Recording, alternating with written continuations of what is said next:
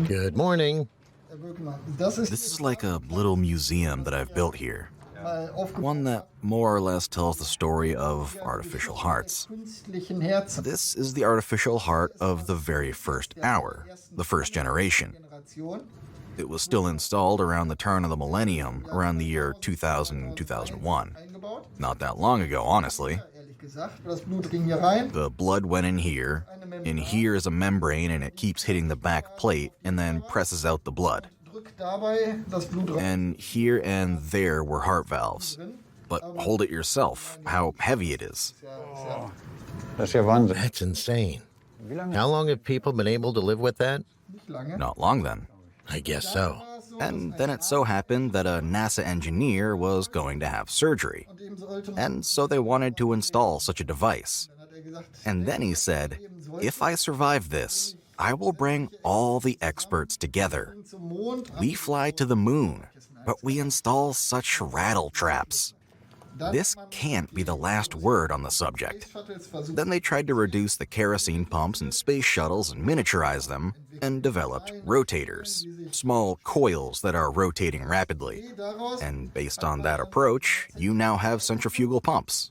Again, the artificial heart is put in here, and blood is turned by a propeller and is thrown out with 3,000 turns to go back in here. And this is the device you also have in your body. Das ist das Gerät, was auch Sie in Ihrem Körper haben.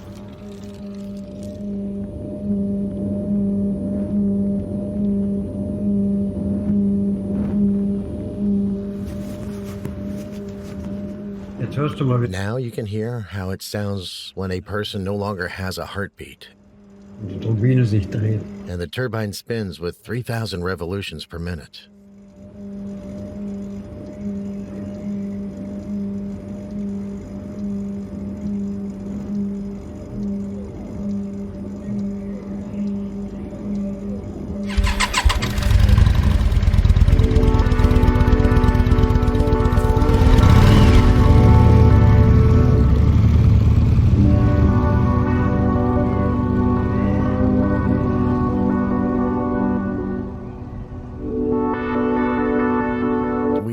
To do things, heart transplant and heart surgery, things that are not at all meant to exist in the biological order of humans, or no living being. When it's over, it's over. We have never been so satisfied to accept this normal biological order.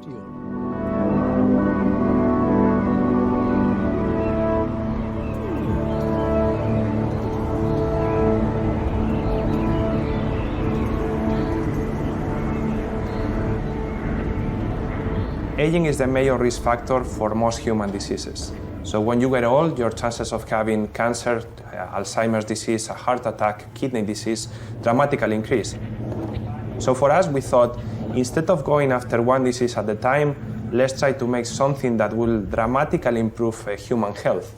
And therefore, we try to tackle aging.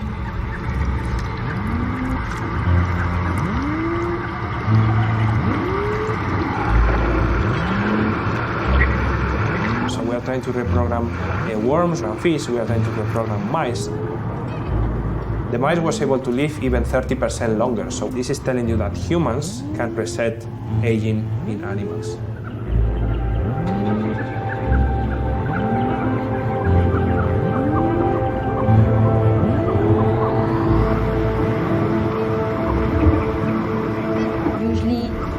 The science field, they target only one disease and they try to cure this disease especially, but aging, it's a critical factor and impact all those diseases. So if I target especially aging, I would like to see less cancer or less dementia or these kind of things.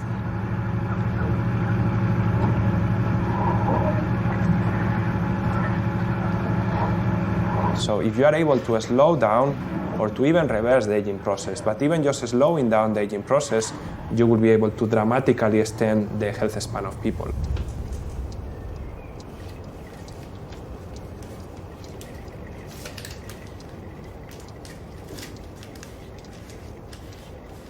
Even if it's been 10 years or almost 11 years, and I must say it's a long time, but I can still remember everything, as if it was yesterday, and I will never forget this.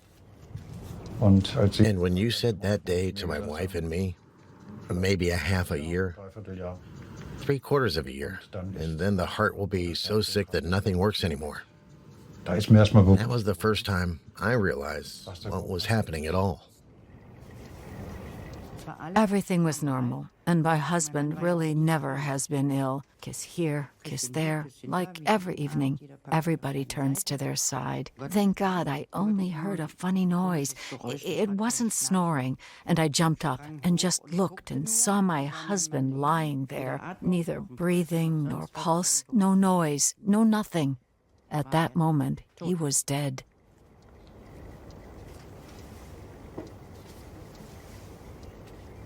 Vor 10 10 years ago, nobody knew how long such a therapy would work.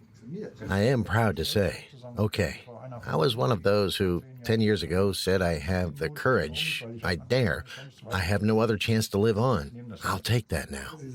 You are a pioneer of therapy, so to speak. Then in the end, we are talking about how long does this last? Can I grow old? Can I become 120? Can I do it? Can I have an operation?